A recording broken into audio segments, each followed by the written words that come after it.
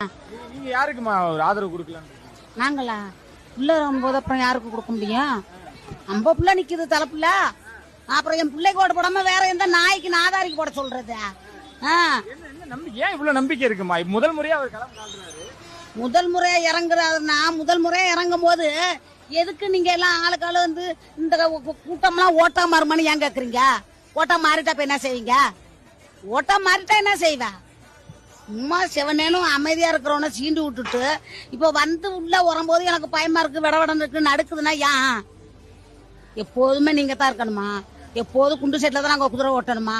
நாங்க எப்போதும் உங்களுக்கு ஓட்டையும் போட்டுட்டு நாங்க கேணப்பைய மாதிரி கேண சரக்கு மாதிரி அலையணும். கச்சேத்துக்கு போனா அவன் சுட்டு சொல்றான் பொம்பளை பிடிக்க மீன் பிடிக்க விட மாட்டான் கடல்ல.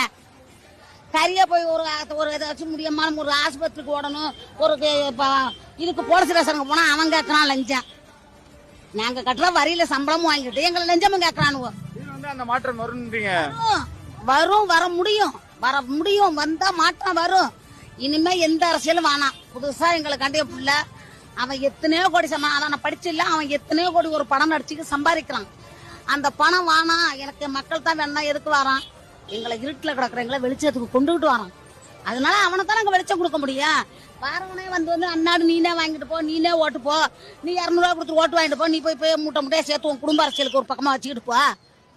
அப்ப நாங்க ஓட்டு போட்ட நாங்க எப்போதும் இப்படி உட்காந்துட்டே இருப்போமா? ஓட்டு போட்ட எங்களுக்கு உரிமை இல்லையா? அதே மாதிரி எங்க உரிமை, நாங்க யாருக்கு வேணாலும் போடுவோம்.